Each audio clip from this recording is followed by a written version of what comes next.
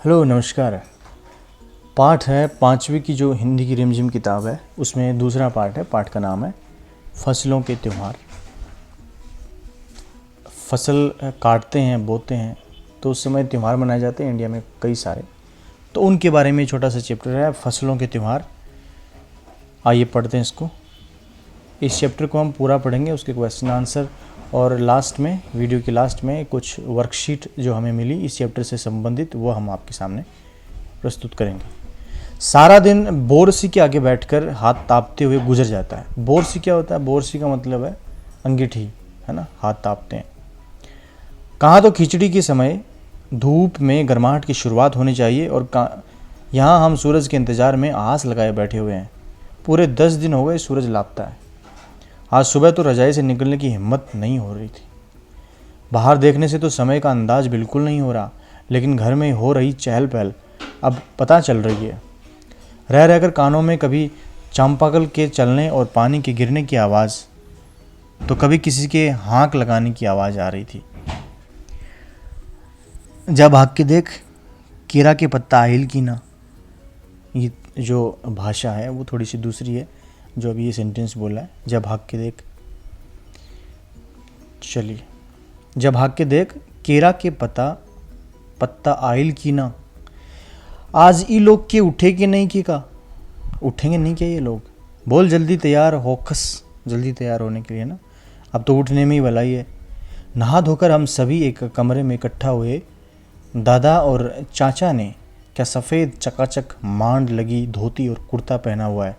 मांड का मतलब क्या है? देखो, पहले प्रेस व्रेस नहीं करते थे ना, हमारे दादा दादी लोग प्रेस नहीं करते थे तो वो चावल के पानी से जो है ना उसको धोते थे कपड़े को, तो वो थोड़ा सा कड़क हो जाता था, उसको मांड बोलते थे।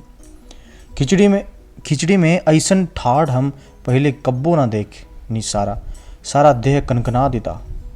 पापा ने कहा शायद आज धोती में उन्हें ठंड कुछ ज़्यादा लग रही है। सामने मछिया पर खादी की सफ़ेद साड़ी पहने हुए दादी बैठी थी। आज दादी ने अपने बाल धोए हैं। क्यों धोए? देखिए, थोड़ा सा मौसम ठीक है क्योंकि बहुत दिनों से सूरज निकला है ना, तो इसलिए आज धोए दादी ने, जो है बाल धोए हैं आज। और कैसे कपड़े पहने हुए हैं, मांड लगाए, चकाचक, है ना। तो सारी चीज़ों के बारे में यहाँ पे वर्णन हो रहा है। और हाँक लगाने की आवाज़ आ रही है, आवाज़ भी आपको बता के दिखाई। दूसरी जो ये भाषा है, जब भाग के देख केरा के पत्ता आइल की ना, आज ई लोग के उठे के नईके का, बोल जल्दी तैयार हो कस। ठीक है, इस प्रकार से ये कुछ दूसरी भाषा के शब्द यहाँ पे इस्तेमाल किए हैं। तो दादी कहाँ बैठी थी? सामने मच्छिया पर खादी की सफ़ेद साड़ी पहने हुए दादी बैठी थी। आज दादी ने अपने बाल धोए हैं, झक सफ़ेद सेमल की रुई जैसे हल्के फुल्के बाल। गौर से देखने पर भी एक काला बाल नज़र नहीं आता। बिल्कुल धुली धुली सी लग रही है दादी। उनके सामने केले के कुछ पत्ते कतार में रखे हैं जिस पर तिल, मीठा गुड़, चावल आदि के छोटे छोटे ढेर पड़े हुए हैं। हमें बारी बारी से उन सभी चीज़ों को छूने और प्रणाम करने के लिए कहा गया। जब सब ने ऐसा कर लिया तो उन सभी चीज़ों को एक जगह इकट्ठा करके दान दे दिया गया। तो जो केले का पत्ता था ना, उस पर रखे होते सामान, जैसे तिल रखा हुआ था, गुड़ रखा हुआ था, चावल रखा हुआ था, तो सबको बोला गया कि उनको बारी बारी से सभी चीज़ों को छूना है और उनको प्रणाम करना है। सब ने ऐसा किया और फिर उन सभी चीज़ों को इकट्ठा करके एक जगह उनको दान दे दिया। ये मतलब कोई त्यौहार के बारे में हम बता रहे हैं। आज तो अप्पी दीदिया बुरी फंसी, उन्हें न तो चूड़ा दही ही पसंद है और न ही खिचड़ी, पर आज तो फरमाइशी नाश्ता नहीं चलेगा, उन्हें दोनों ही चीज़ें खानी पड़ेंगी। आज खिचड़ी जो है, खिचड़ी खाने के बाद सभी ने गया से आए तिल। तो देखिए यहाँ पे दीदिया बुरी फंसी है ना, अप्पी दीदिया बहुत फंस गई। क्यों फंस गई? क्योंकि आज खाने में क्या बना है? खिचड़ी बना है, तो उसको खिचड़ी जो है बिल्कुल भी पसंद नहीं है, तो इसलिए बता रहे हैं कि वो फंस गई है। और ना ही कोई फरमाइशी नाश्ता बनेगा क्योंकि आज तो जो बनना था वो बन गया। ओके। गुड़ और चीनी की तिलकुट को बड़े चाव से खाया। खाते खाते मैं सोच रही थी कि कितनी अलग है ना कि ये खिचड़ी जो अभी हम बना रहे हैं। स्कूल में हम जो खिचड़ी बनाते थे उसकी अलग ही मस्ती हुआ करती थी। छुट्टी का दिन नाव में बैठकर गंगा नदी की सैर और फिर टापू पर बालू में दौड़ते हुए पतंग उड़ाना या उड़ाने की कोशिश करना, कितना मज़ा आता था। इधर हम पतंग उड़ाते थे और वहीं थोड़ी दूर पर गुरुजी, विमला दीदा, आनंद जी, झिलमिट भैया सब मिलकर ईंट से बने चूल्हे पर बड़े बड़े कड़ाहों में खिचड़ी बनाते थे। हम भी बीच बीच में अपनी पतंगों को सुस्ताने का मौका देते हुए मटर और प्याज छीलने बैठ जाते थे। वैसी खिचड़ी फिर दोबारा खाने को नहीं मिली। वाकई ढंग कैसा भी हो, पर है ये खुशियों का त्यौहार। ठीक है, तो खिचड़ी के बारे में बता रहा है कि कैसे एक बार जो है उन्होंने खिचड़ी बनाई थी स्कूल में और खाई थी, पतंग उड़ा रहे थे। गुरुजी भी वहाँ पे थे, विमला दीदा भी था, आनंद जी भी थे, झिलमिट भैया भी थे। ये सब लोग जो है ना बड़ी ईंटों का चूल्हा बना के उन पे कढ़ाई चढ़ा रखी थी और वहाँ पे खिचड़ी बन रही थी। और कैसे बोल रहा है कि हम लोग भी पतंग उड़ा रहे थे, लेकिन बीच बीच में पतंग को आराम दे रहे थे और हम लोग भी उनकी मदद कर रहे थे, है ना। चलिए, किस काम में मदद कर रहे थे वो भी यहाँ पे बता दिया। मटर और प्याज छीलने बैठ जाते थे। और ये भी बोल रहे हैं कि वैसी जो खिचड़ी हमने खाई थी स्कूल में वैसी फिर नहीं मिलेगी। तो देखिए, हमने भी एक बार जो तमिलनाडु में थे ना, चेन्नई में थे, तो वहाँ पे मनाते हैं, पोंगल मनाते हैं। तो वहाँ पे भी स्कूल में क्या है, एक बार मंगवाया गया था बच्चों से, जो सामान है, जो चावल है, दाल है, ये चीज़ें बच्चों से मंगवाई गई। फिर स्कूल में ही ना वहाँ की जो लोकल टीचर्स थे, जो मैडम थी, उन्होंने वहाँ पे बनाया था, ये खिचड़ी बनाई थी और बड़ा मज़ा आया था, मैंने भी खाई थी। तो फिर वहाँ से आगे ट्रांसफ़र होके तो दोबारा वो हमें भी खिचड़ी खाने का मौका नहीं मिला। तो इसी तरीके से ये बच्चे कह रहे हैं कि हमें भी वो स्कूल में जो हमने खिचड़ी खाई थी, बहुत बढ़िया खिचड़ी थी, और उसके बाद में हमने वैसी खिचड़ी नहीं खाई। जनवरी माह के मध्य में भारत के लगभग सभी प्रांतों में फसलों से जुड़ा कोई न कोई त्यौहार मनाया जाता है। फसल तैयार हो जाने पर खुशी बांटता है ना। कोई तो जो है फसल तैयार हो जाती है तो खुशी बांटता है।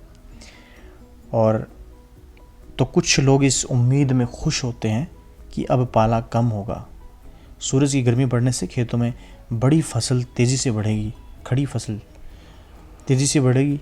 सभी प्रांतों और इलाकों का अपना रंग और अपना ढंग नज़र आता है। इस दिन सब लोग अच्छी पैदावार की उम्मीद और फसलों के घर में आने की खुशी का इजहार करते हैं। उत्तर प्रदेश, बिहार, मध्य प्रदेश में मकर संक्रांति या तिल संक्रांत, असम में बिहू, केरल में ओणम, तमिलनाडु में पोंगल जो मैंने अभी बात की, पंजाब में लोहड़ी, झारखंड में सरहुल, गुजरात में पतंग का पर्व, सभी खेती और फसलों से जुड़े त्यौहार हैं। तो देखिए, यहाँ पे अलग अलग स्टेट यानी राज्यों के नाम आपको बता दिए गए हैं और वहाँ पे कौन सा त्यौहार उनका जो है प्रसिद्ध है।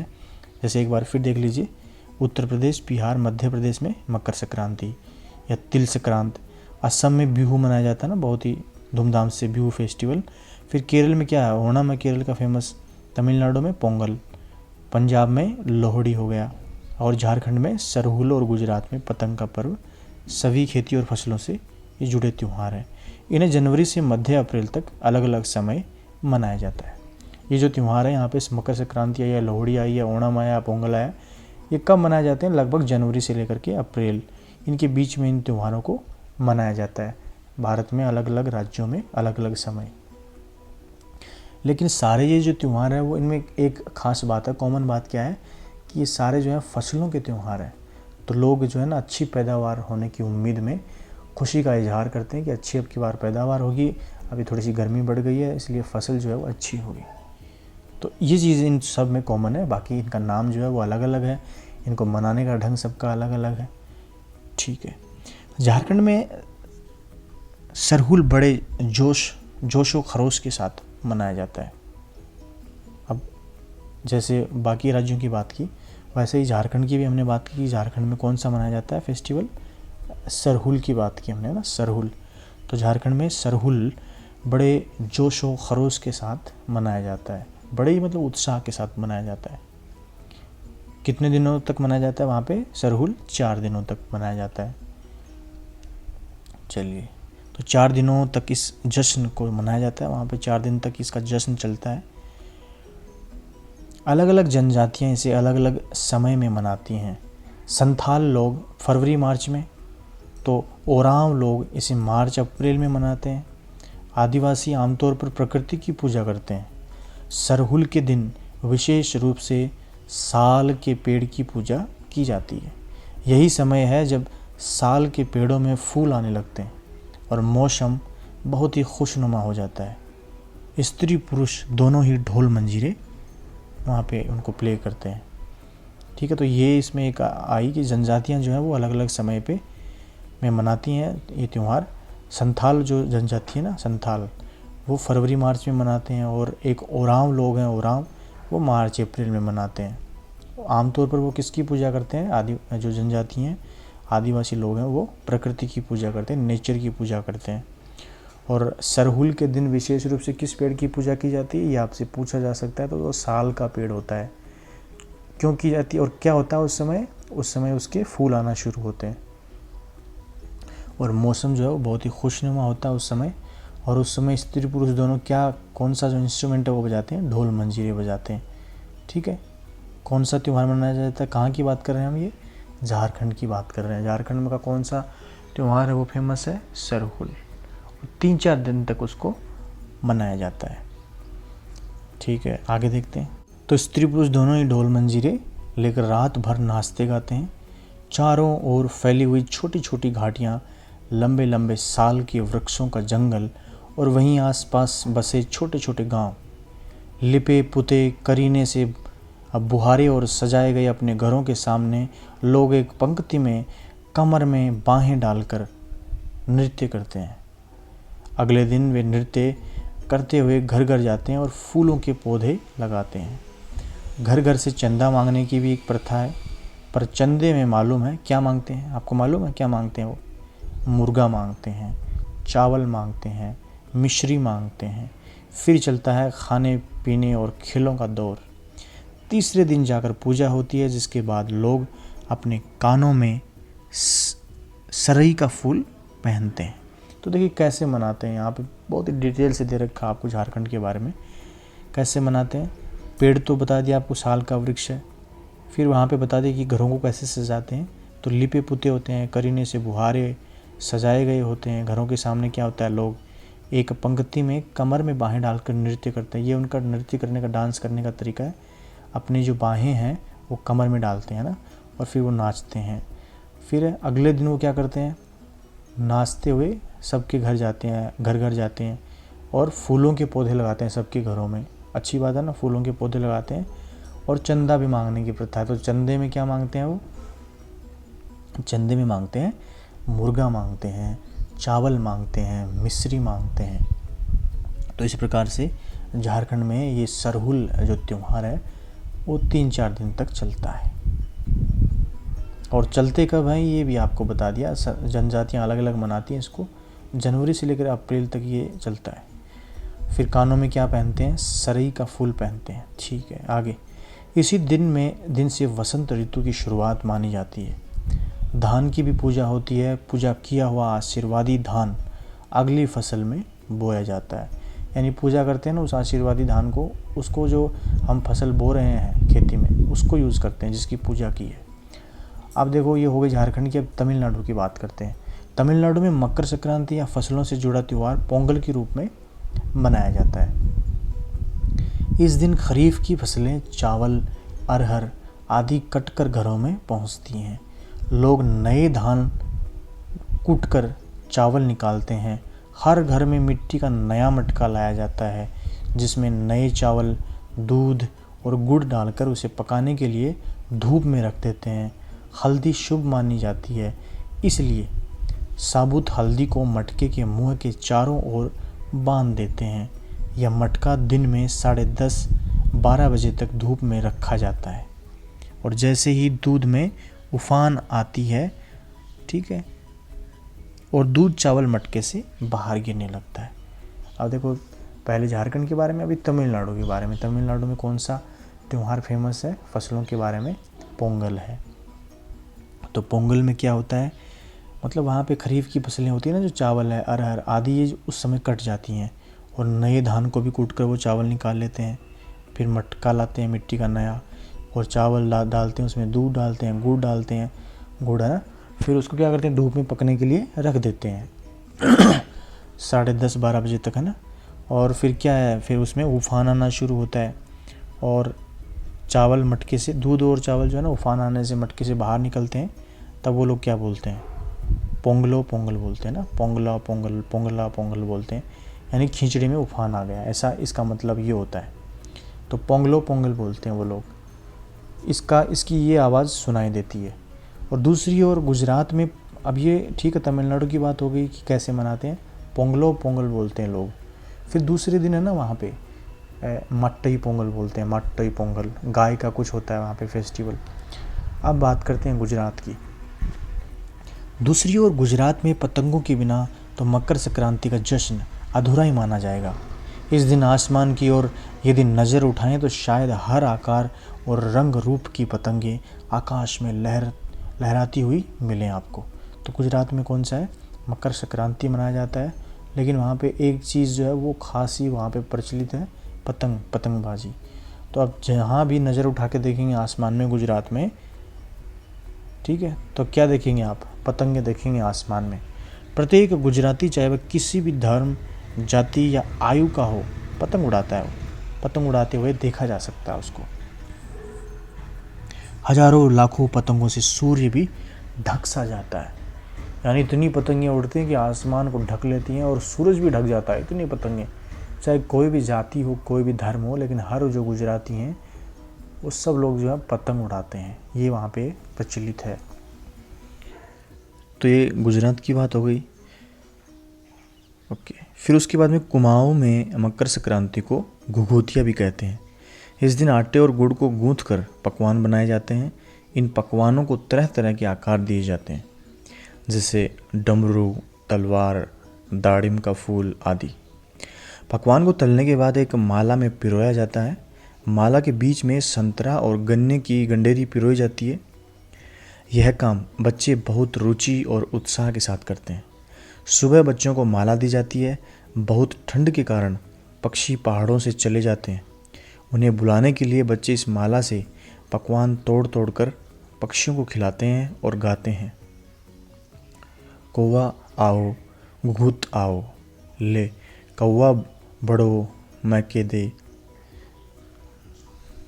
जा सोने कर। तो इस प्रकार से कुमाऊं में मनाते हैं मकर संक्रांति को।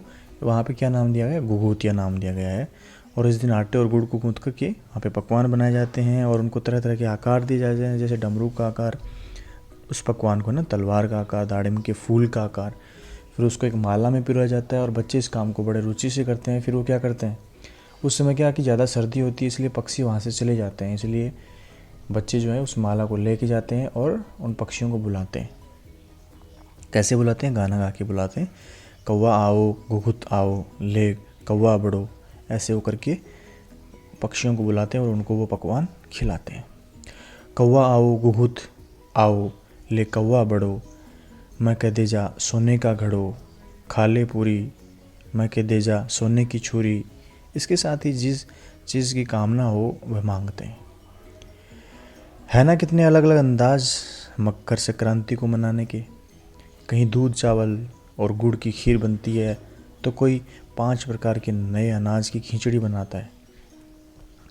कहीं कहीं लोगों का सैलाब नदी में स्नान के लिए उमड़ पड़ता है। लोग ठंड से ठिठुरते रहेंगे, पर बर्फीले पानी से कम एक डुबकी तो ज़रूर लगाएंगे। तो ये उनकी परंपरा है, सर्दी कितनी भी ज़्यादा हो लेकिन एक डुबकी तो ज़रूर लगाएंगे वो मकर संक्रांति पे। कहीं कहीं पे क्या बनता है ना, कहीं कहीं पे जो अलग अलग अनाज है जो नए, उनकी खिचड़ी बनती है, और कहीं पे चावल गुड़ की खीर बनती है। तो अलग अलग ये तरीके हैं मनाने के।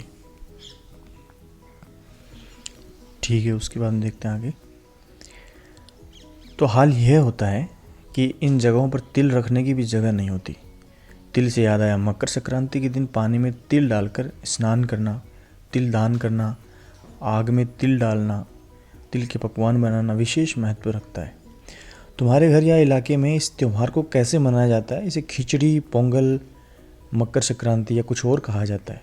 क्या तुम फसलों से जुड़े कोई और त्यौहार मनाते हो? यदि तुम आपस में बात करो तो तुम्हें यह जानकर हैरानी होगी कि कई बार एक ही इलाके में रहने वाले लोग भी इस त्यौहार को अलग अलग ढंग से, अलग अलग अंदाज से मनाते हैं। तो जिस प्रकार से यहाँ पे इस पाठ में तो अलग अलग स्टेट्स के बारे में बात की है, अलग अलग जो कुछ जनजातियाँ हैं, कुछ आदिवासी लोग हैं, उनके त्यौहार मनाने के बारे में तरीक़ों पर चर्चा हुई है। लेकिन यहाँ पे ये भी बात कही गई है कि कई बार ना एक ही इलाके में रहते हैं, लेकिन मान लीजिए कुछ अलग धर्म के लोग हों, तो वो उसी त्यौहार को सेम जो फेस्टिवल उसको अलग अलग तरीके से, अलग अलग अंदाज से उसको मनाते हैं। तो आप आपस में अगर बातें करेंगे एक दूसरे से तो आप ये जान पाएंगे। अब देखिए कुछ इसके क्वेश्चन आंसर हैं, वो देख लेते हैं, उसके बाद में वर्कशीट। मौसम का अंदाज। खिचड़ी में ऐसन जाड़ा हम पहले कबो ना देखनी। यहाँ खिचड़ी से क्या मतलब निकाल रहे हो? या खिचड़ी से मतलब मकर संक्रांति नामक त्यौहार से है। क्या कभी ऐसा हो सकता है कि सूरज बिल्कुल भी ना निकले? अगर ऐसा हो तो चारों तरफ क्या हो जाएगा? अंधेरा हो जाएगा, ठंड बढ़ जाएगी, लोगों के लिए काम करना मुश्किल हो जाएगा, जीवन की रफ्तार थम सी जाएगी। ठीक है, तो सूरज नहीं निकलेगा ना कभी, तो अंधेरा हो जाएगा, ठीक है, ठंड बढ़ जाएगी। चलिए, बाहर देखने से समय का अंदाज़ा क्यों नहीं हो रहा था? जिनके पास घड़ी नहीं होती है समय का अनुमान किस तरह से लगाते हैं? बाहर देखने से समय का अंदाज़ा इसलिए नहीं हो रहा था क्योंकि सूरज नहीं निकला था। जिनके पास घड़ी नहीं होती है वे समय का अंदाज़ा सूरज की गति और उसकी चमक से लगाते हैं। वे देखते हैं कि सूरज के जो कहाँ पे अभी फ़िलहाल सर पे है, तो जो है दोपहर के 12-1 बजे बज गए हैं, आगे चला गया तो फिर शाम होती चली जाती है। तो इस प्रकार से जिनके पास घड़ी नहीं होती थी पहले, तो समय का अंदाज़ा वो इसी प्रकार से सूरज की जहाँ पे स्थिति होती थी उसको देख करके ही वो अंदाज़ा लगाते थे। और आज सूरज निकला नहीं था क्योंकि बारिश का समय था, इसलिए। आज ई लोग के उठे के नहीं का, जब भाग के देख केरा के पत्ता आइल की ना। इन वाक्यों को अपने घर की भाषा में लिखो। तो देखो पहला जो है ना, आज ई लोग के उठे के नहीं के, इसका मतलब आज ये लोग उठेंगे नहीं क्या? और दूसरा जो सेंटेंस है ना, जब भाग के देख केरा के पत्ता आइल की ना, मतलब दौड़ कर जाओ और देखो कि केला का पत्ता आया कि नहीं, ये इसका मतलब है। विविधता हमारे देश की पहचान है। फसलों का त्यौहार हमारे देश के विविध रंग रूपों का एक उदाहरण है। नीचे विविधता के कुछ और उदाहरण दिए गए हैं। 5-5 बच्चों का समूह एक एक उदाहरण लें और उस पर जानकारी इकट्ठा करें। जानकारी चित्र, फोटोग्राफ, कहानी, कविता, सूचना परक सामग्री के रूप में हो सकती है। तो जैसे भाषा है, कपड़े हैं, नया वर्ष, भोजन, लोक कला, लोक संगीत। तो भाषा के बारे में हम लिख सकते हैं कि भारत में अनेक भाषाएं बोली जाती हैं। उदाहरण के लिए हिंदी, मराठी, पंजाबी, कन्नड़, तेलुगु आदि। हिंदी यहाँ की मुख्य भाषा है क्योंकि यह अधिकतम लोगों द्वारा बोली जाती है। ये हमारी राष्ट्रभाषा भी है। कपड़ों के बारे में बोलेंगे तो यहाँ के लोग विविध प्रकार के कपड़े पहनते हैं। जैसे दक्षिण भारत में लुंगी पहनी जाती है, उत्तर भारत में सलवार कमीज़, घाघरा चोली, कुर्ता पायजामा आदि पहने जाते हैं। तो इस प्रकार से हम इसका लिख सकते हैं। फिर नया वर्ष के बारे में लिख सकते हैं, भोजन के बारे में लिख सकते हैं। जैसे हिंदी कैलेंडर के अनुसार नया वर्ष होली के दिन होता है। यह भिन्न भिन्न प्रदेशों में भिन्न भिन्न नामों से जाना जाता है। भोजन के बारे में, यहाँ भोजन में विविधता देखने को मिलती है। दक्षिण भारत में इडली डोसा मशहूर है, तो उत्तर भारत में चावल, दाल, रोटी, सब्जी, राजमा आदि पसंद से खाए जाते हैं। पश्चिम बंगाल में चावल मछली बड़े शौक से खाया जाता है। तुम्हें कौन सा त्यौहार सबसे अच्छा लगता है ना? तो कोई सा भी त्यौहार आप लिख सकते हैं। जैसे यहाँ लिखा हुआ है, होली का त्यौहार मुझे सबसे अच्छा लगता है क्योंकि इस दिन लोग ऊंच नीच का विचार भूलकर एक दूसरे के गले मिलते हैं और खुशियाँ मनाते हैं। तो आप किसी अन्य त्यौहार के बारे में भी लिख सकते हैं। फिर नीचे कुछ अन्न के बारे में है कि फसल के त्यौहार पर तिल का बड़ा महत्व है। तिल का किन किन रूपों में इस्तेमाल होता है? तो तिल का इस्तेमाल देखो, तिलकुट बनाया जाता है, रेवड़ियाँ बनाई जाती है, गजक बनाई जाती है। तो ये भी आप कर सकते हैं। फिर तुम जानती हो कि तिल से तेल बनता है और किन चीज़ों से तेल बनता है और कैसे? हो सके तो तेल की दुकान में जाकर पूछो, है ना, तो वो भी आप बता सकते हैं। तिल के अलावा सरसों से, राई से, सोयाबीन से, है ना, इनसे तेल निकाला जाता है। ओके, फिर उसके बाद में देखो ये वर्कशीट है। इन राज्यों में फसल से संबंधित कौन से त्यौहार मनाए जाते हैं, तो उत्तर प्रदेश में कौन सा मनाया जाता है, उसके बाद में पंजाब में कौन सा मनाया जाता है, वहाँ लिखना है आपको। केरल में कौन सा मनाया जाता है, और एक आप राज्य का नाम लिख लीजिए, तमिलनाडु लिख सकते हैं, हमने पढ़े थे शुरुआत में ना, तो वो यहाँ पे आप लिख दीजिए। ये आपकी प्रैक्टिस के लिए है। तो नीचे से अगर देखेंगे तो केरल तमिलनाडु का नाम लिख दीजिए, फिर क्या होता है वहाँ पे पोंगल होता है, फिर केरल में ओणम, ठीक है, ऐसे लिख सकते हैं। फिर नीचे खालिस्तान भरो।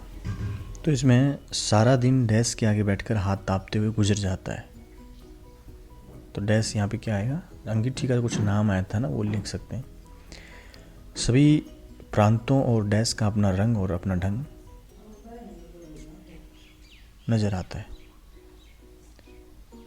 अप्पी दीदिया को न तो चूड़ा दही ही पसंद है और ना ही खिचड़ी। आदिवासी आमतौर पर डैश की पूजा करते हैं, किसकी पूजा करते हैं आदिवासी आमतौर पर, प्रकृति की बताया था। फिर है पोंगल के बारे में लिखिए, तो पोंगल जो है तमिलनाडु का फेस्टिवल, तो उसके बारे में 2-3 लाइन आप लिख सकते हैं। ठीक है, बाकी भी वर्कशीट यहाँ पे आप देख सकते हैं।